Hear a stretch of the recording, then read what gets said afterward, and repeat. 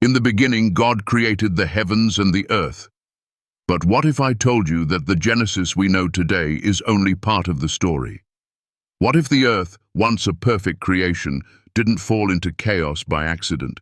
What if there was a missing page, erased long ago, that held the answers to questions we were never meant to ask? The silence between Genesis chapter 1:1 and 1:2 is not just an empty pause, it is the key to understanding a cosmic mystery. A void filled with lost knowledge, a moment of judgment and destruction before the first light.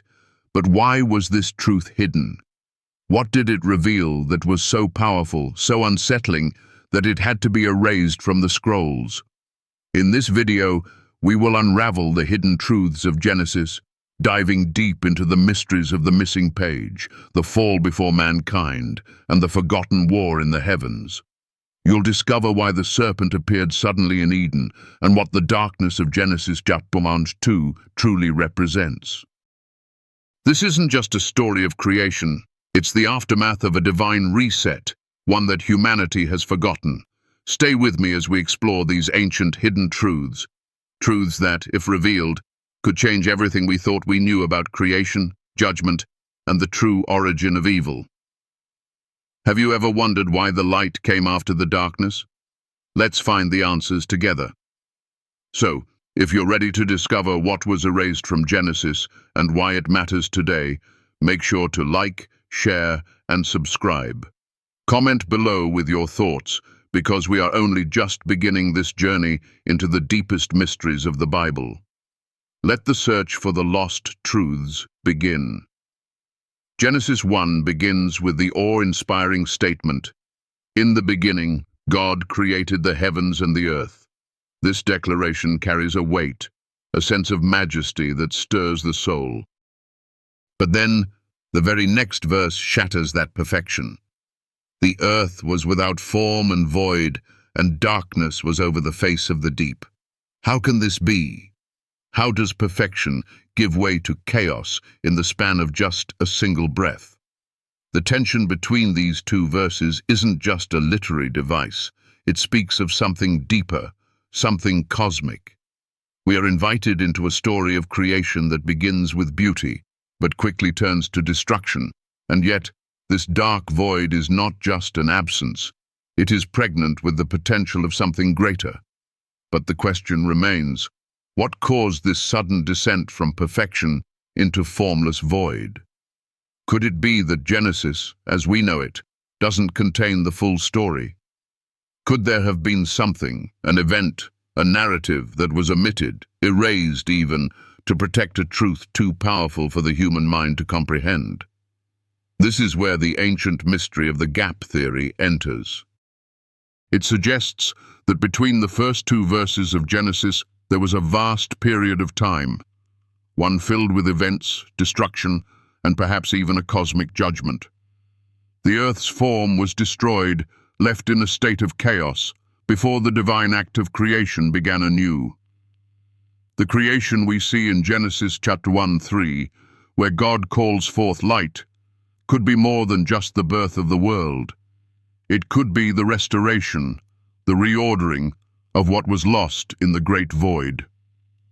The gap theory doesn't deny that God created the heavens and the earth.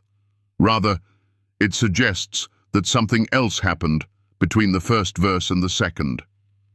Some ancient scholars believed that there was a time before time, where another creation existed, a creation that fell, was destroyed, and left the world formless and void. It was as though God allowed for a judgment to take place, wiping out a creation that had gone wrong. This dark void in Genesis 10:1-2 is not a simple beginning, but the result of something far older, something forgotten. But why does this matter? What could this gap teach us? First, it challenges the conventional understanding that Genesis 1:1 marks the absolute beginning of all things. Perhaps, just perhaps, it's not the beginning, but rather the beginning of something new, something that rose from the ashes of a divine catastrophe. Just like in our own lives, when we experience loss, we may feel as though our world has crumbled to dust. But in the midst of that void, there is an opportunity for transformation. God is not just a creator, he is also a redeemer. He restores what was broken. In a very real sense, the gap theory mirrors our own struggles. There are times in life when everything seems lost, when darkness seems to surround us, and yet, in those moments, we can trust that God is at work, bringing light into our darkness. The story of creation in Genesis, if understood through the lens of this gap, becomes a story of redemption and hope. It reminds us that even after destruction, there is a way back to the light. We may have experienced moments of void in our own lives, times when we've felt as though we were stuck in an unending darkness. But just as God spoke light into existence, he can speak hope into our hearts and restore what seems lost. The ancient texts that speak of a world before Genesis are not just fables or myths. They reflect a deep yearning to understand the divine mysteries. The Book of Enoch, for example, speaks of a time before humanity, a time when angels defied God and were cast down. This fallen world, according to some traditions, existed long before the creation of Adam and Eve. Could it be that Genesis chapter 1-2 is the aftermath of a divine judgment on this earlier world? That the darkness is not the beginning but the consequence of a fall far older than humanity itself? These are the questions that arise when we consider the possibility of a gap in Genesis. Think of the immense implications this has. If Genesis 1:1 speaks of the creation of the heavens and the earth, but Genesis 1:2 speaks of the aftermath of something lost, it reshapes our understanding of evil, suffering, and the very nature of God. It challenges the idea that creation was perfect from the start, and instead suggests that God's creation was not a one-time event, but a dynamic process. It forces us to ask deeper questions. Why was there darkness before light? Why does God allow destruction only to rebuild? These questions are not meant to challenge God's sovereignty, but to deepen our understanding of his nature. God, in his infinite wisdom, allows for periods of darkness, knowing that they are necessary for the coming of light. This truth has the power to heal and transform. Just as God brings light into the darkness of the world, he can bring peace into the chaos of our lives. Every loss, every moment of suffering, every time we find ourselves in a dark void, there is the potential for God's redemptive work. His Spirit moves over the deep, hovering, waiting to bring forth new creation. Just as the earth was without form and void before the light, our lives too can feel empty and directionless. But just as God spoke light into existence, he can speak purpose and direction into our hearts. Consider the example of a broken relationship. In the beginning, everything may have seemed perfect: love, harmony, peace. But as time passed, darkness crept in and the relationship began to unravel. What do we do in such moments? Do we give in to the void, resigning ourselves to the brokenness? Or do we trust that, just as God spoke light into the world, he can speak healing into our relationships? The gap theory teaches us that even in the aftermath of destruction, there is the potential for renewal. It is in the deepest darkness that God's light shines the brightest. This perspective not only changes how we view the creation story in Genesis, but it also shapes how we live our lives. We are not merely passive recipients of a perfect world. We are active participants in a process of restoration and redemption. The gap in Genesis 1 is not just a historical event, it is a metaphor for the ongoing work of God in our world today. As we face our own moments of darkness, we are reminded that God is always at work, even when we cannot see it. Just as he restored the earth, he is at work in our lives, bringing light into the darkness, order into the chaos. It is through this lens of redemption that we can see the beauty of creation in a new light. God did not merely create a perfect world and leave it to its own devices. Instead, he continues to be actively involved in the process of restoration. This is the heart of the gap theory, a reminder that God is not distant or detached from the world, but intimately involved in its redemption. As we consider the significance of this lost page, the gap in Genesis 1:2, we are reminded of the larger narrative of God's work in the world. His continual creation, his relentless pursuit of redemption, and his promise that even in our darkest moments, his light will shine. The void is not the end, it is the beginning of something new. In the grand tapestry of creation, the gap is not a mistake. It is a part of God's plan, a plan that will ultimately bring forth the fullness of light and life. The darkness is not to be feared, but embraced as the necessary precursor to the coming light. Just as God's voice spoke into the void and called forth creation, so too will his voice speak into our lives, bringing light into the darkest corners of our hearts. So when we find ourselves in moments of despair, when we feel as though the world is without form and void, let us remember the truth of Genesis. God is present in the darkness. He is hovering over the deep, waiting to bring light into our lives. And just as he spoke light into the world in the beginning, he will speak light into our hearts, transforming us, restoring us, and leading us into the fullness of life. This is the hope that the gap theory brings, the hope that even after destruction, God can rebuild. Even after the chaos, God can restore order. And even after the void, God can bring forth new creation. Before the creation of humanity, before the first breath of life was breathed into the dust of the earth, there was a battle that took place in the heavens, a cosmic struggle that would echo throughout time. The book of Revelation alludes to this ancient war, speaking of the great dragon, a being of great power and darkness, who was cast down from heaven. This cosmic battle is not merely a myth or allegory, it is a foundational event, the backdrop against which the story of humanity unfolds. The war in the heavens, long before Lucifer's rebellion on earth, speaks of a deeper conflict, one that set the stage for the creation of a new world and the introduction of mankind. This war in the heavens was not an isolated event, but a critical moment in the unfolding drama of creation. The angels, once in harmony with the Creator, became divided. Some of them chose to rebel, to defy the divine order, and were cast out as a result. These beings, known in ancient texts as the Watchers, were not just fallen angels, they were celestial entities who once had dominion over realms that are beyond our understanding. Their fall from grace was not simply a spiritual rebellion, it was a rebellion against the very fabric of the cosmos itself.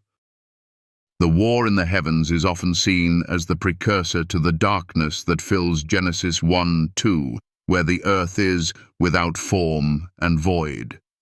This darkness, far from being an absence of light, is the aftermath of a battle that had already been fought in the spiritual realm. The void that covers the earth is not the beginning, but a consequence of something much older, a divine judgment that followed the rebellion of these celestial beings. In their fall, they left behind a world that was broken, fractured, and in need of restoration. The spiritual consequences of this rebellion would not only affect the heavens, but would also manifest in the lives of humanity. It's important to understand that this rebellion was not a trivial matter. The forces that were cast down from heaven were not mere shadows or abstract concepts. They were real, powerful entities that held sway over realms beyond our comprehension. The serpent in the Garden of Eden, the tempter of man, is a direct descendant of this celestial conflict. In the very beginning, the serpent's role is clear. He is the embodiment of rebellion and darkness, a being who has tasted the consequences of defying God's will. His appearance in Eden is not a coincidence. It is the manifestation of an ancient evil that predates the existence of humanity. The serpent is often seen as the ultimate symbol of temptation, the agent through which sin enters the world. But the serpent's role is much more profound than simply being a tempter. He represents the forces of darkness, the legacy of the celestial rebellion that took place long before the garden was created. The serpent's appearance in Eden is not just a random event. It is the fulfillment of the promise made in the heavenly war. Just as the heavens were shaken by rebellion, so too was the earth shaken by the introduction of evil. But what does this mean for us? The story of the war in the heavens and the fall of the serpent is not just a cosmic drama that happened before humanity came into being. It is a story that continues to affect us today. The serpent, the embodiment of evil, is not just a figure from ancient times. He is alive and active in the world today, tempting, deceiving, and leading humanity away from the divine truth. The serpent's influence can be seen in every form of sin, every instance of temptation, and every act of rebellion against God's will. This ancient battle, fought in the unseen realms, has profound implications for our lives. It reminds us that the evil we face in the world is not a new phenomenon. It is part of a much older struggle. The serpent, as the agent of evil, represents the fallen state of the world, an ongoing rebellion that stretches back to the very dawn of creation. His influence continues to affect the world, drawing us into the same lies and deceptions that led to the fall of the heavenly host. And yet, even in the face of this ancient evil, there is hope. The war in the heavens and the fall of the serpent are not the end of the story. They are only the beginning. The story of creation, redemption, and restoration is one that spans the entire Bible, from Genesis to Revelation. The serpent may have had a role in the fall of man, but he does not have the final word. God's plan for redemption is greater than the serpent's schemes. Just as the war in the heavens led to the creation of a new world, so too does God's plan for salvation lead to the restoration of all things. The serpent may have been cast down, but his defeat is not yet complete. The final victory will come when God's kingdom is fully established and the serpent's influence is eradicated forever. This cosmic struggle, though it began in the heavens, finds its culmination on earth, in the hearts and lives of each person. The serpent, the embodiment of all that is evil, tempts us daily, seeking to lead us astray and to draw us into rebellion against God. But we are not left helpless in this battle. Just as the Creator spoke light into the darkness of the world, so too can He speak light into our hearts, dispelling the darkness that seeks to overtake us. The war in the heavens teaches us that evil is not a force to be underestimated. It is real, it is powerful, and it has consequences that stretch far beyond our understanding. But it also teaches us that God's light is stronger than the darkness. His power to redeem and restore is greater than the power of evil. The serpent may have entered the world through deception, but it is through truth that we overcome. The ultimate victory over the serpent and all that he represents will come when Christ returns and the forces of evil are finally defeated.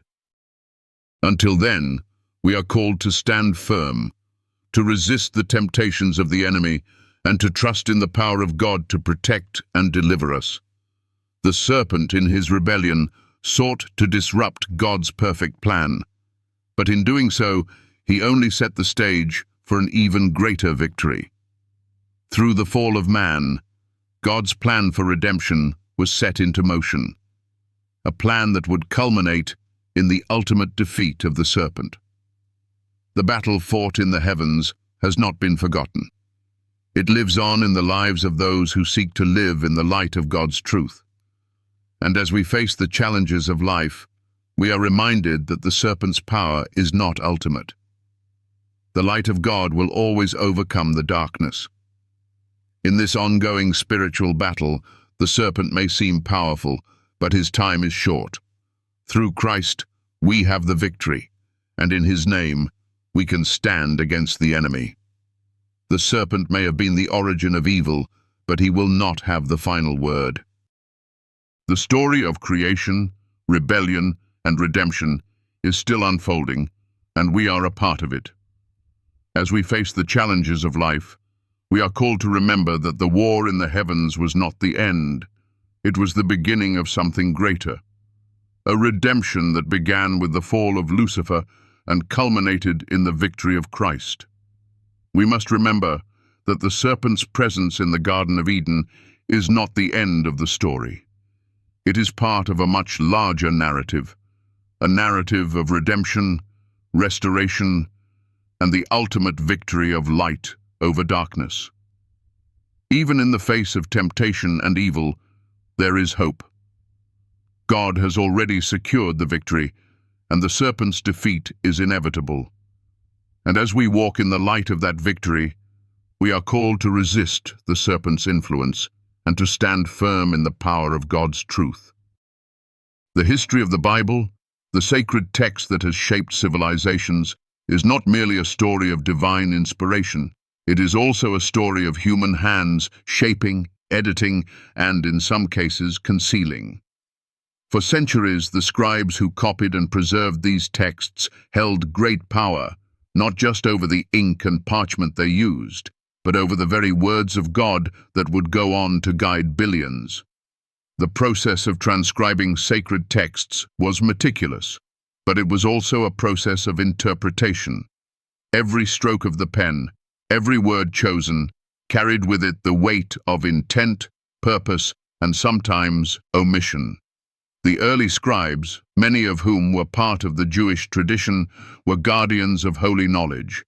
They understood the immense responsibility they carried, not only in preserving the words of God, but also in ensuring the continuity of faith for future generations. Yet, despite their care, certain truths seem to have been hidden from the public eye. Throughout history, the removal or alteration of texts has led some scholars to believe that parts of the Bible were intentionally suppressed to shape the narrative in a way that would align with political or theological agendas. The stories we read today are not always the unfiltered words of the ancients. They are the words that have survived, and in some cases, those that were deemed fit for public consumption. The scribes weren't just transcribers, they were gatekeepers of knowledge. The Bible, as we know it today, is a product of these human hands, carefully crafted, yes, but also selectively curated. The missing pages, or the erased texts, are not just gaps in the manuscript. They represent deliberate acts of editing, sometimes to protect the faithful from knowledge they were deemed unready for, and at other times to control the narrative and the power that came with it. In the world of biblical manuscripts, we know that some books of the Bible were omitted from the canon, books like the Book of Enoch, the Book of Jubilees, and other apocryphal writings. These texts were once considered sacred by certain communities, but were later excluded from the canonical Bible. Why were these texts removed? What truths did they contain that were considered too dangerous or too revealing for the general populace? Some of these books speak of celestial beings and events before the creation of man, texts that hint at a deeper, more cosmic understanding of the world, one that suggests a far older creation narrative and a conflict that reaches back beyond Genesis. For example, the Book of Enoch tells of a world before the flood, of watchers, angels who descended to earth, and, through their union with humans, gave rise to the Nephilim, a race of giants. These beings, who once held dominion over the earth, are a part of a story that was erased from most biblical accounts. What was so unsettling about this story that it had to be suppressed? Could it be that the Watchers' rebellion, the creation of the Nephilim, and the implications of divine beings intervening in the human realm were too controversial for a world that was trying to maintain order and control? These texts, now relegated to the margins of the Bible, hint at a broader narrative of creation, rebellion, and judgment. The ancient texts we have lost may offer us a glimpse into the complexities of divine interaction with creation. They speak of beings who existed before humanity, creatures whose actions and choices shaped the course of history long before Adam and Eve ever walked the earth. The world that was erased was not one of innocent beginnings, but a world that had already witnessed rebellion and divine wrath, a world that was judged before the creation of mankind. It is this mystery, the lost history, that stirs the heart. As we read the Bible today, we must ask ourselves, what are we not being told? What was left out, and why? The answer is not simple, nor is it clear.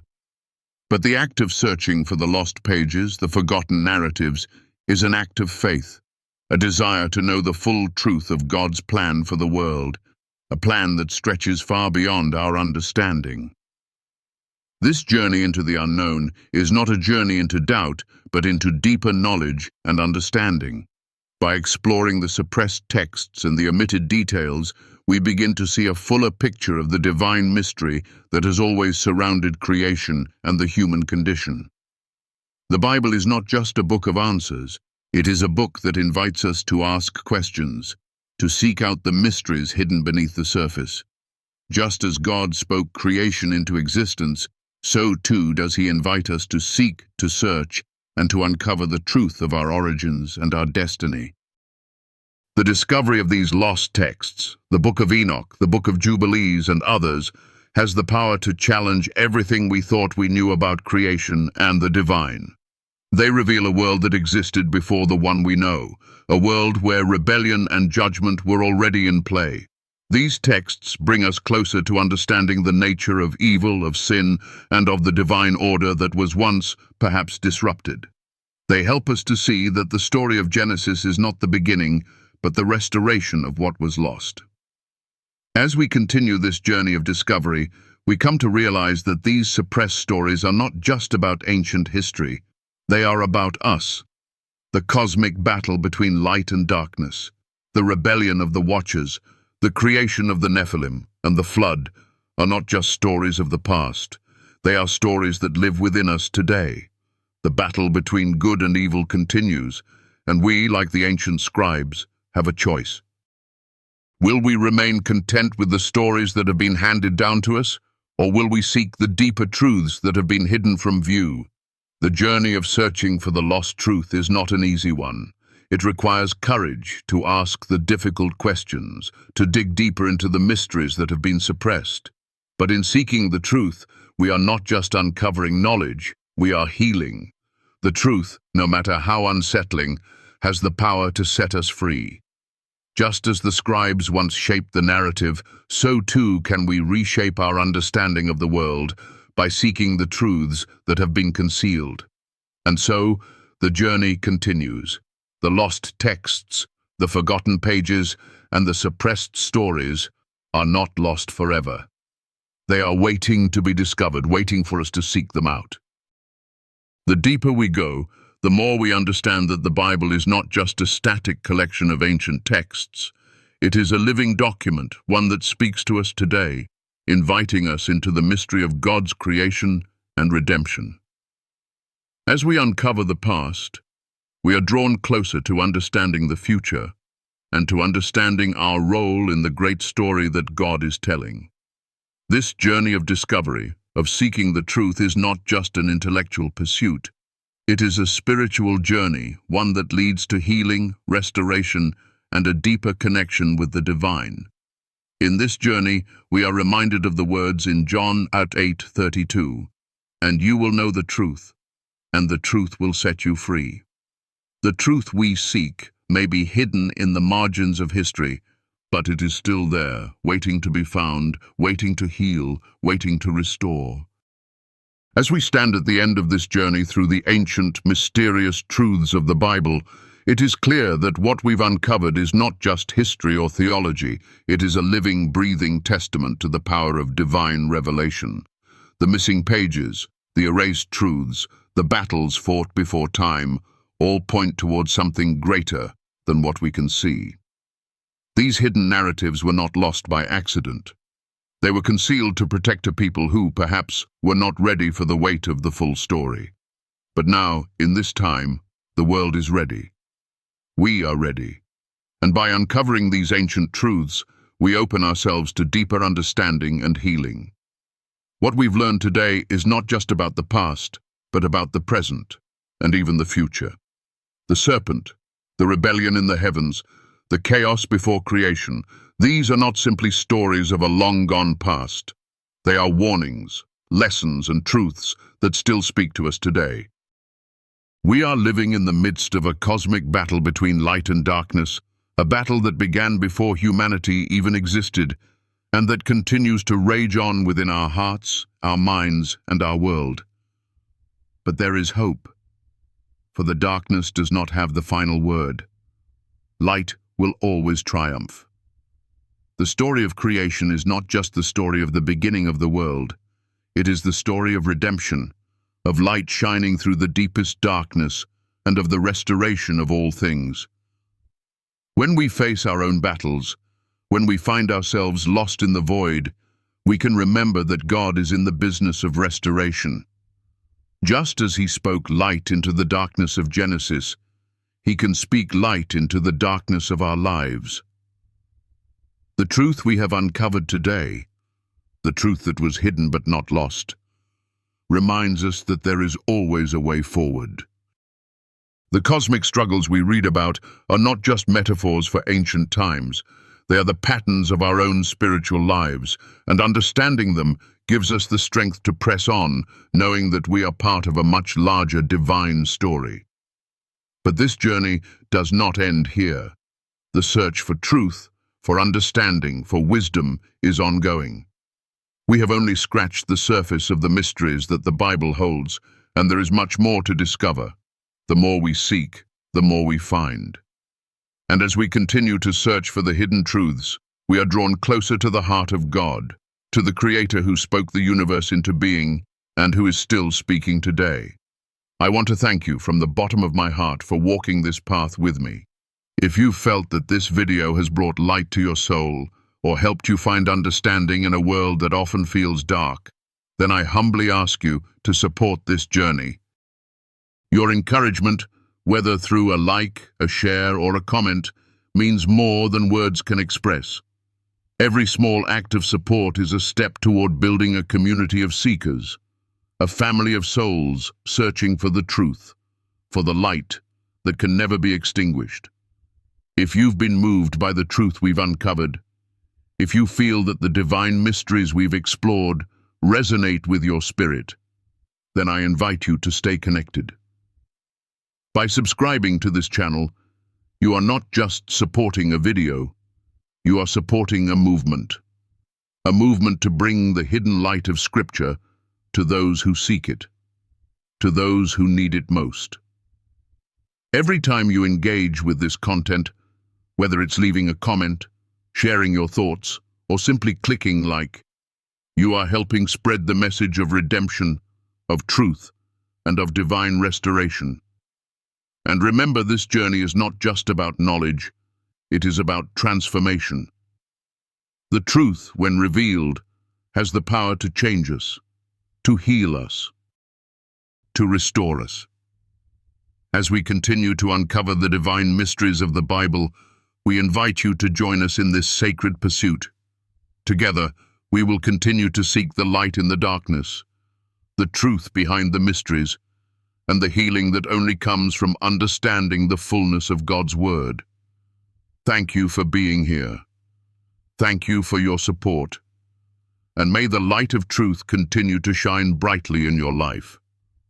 Every step you take toward this truth is a step closer to healing, to freedom, and to the divine purpose that awaits us all.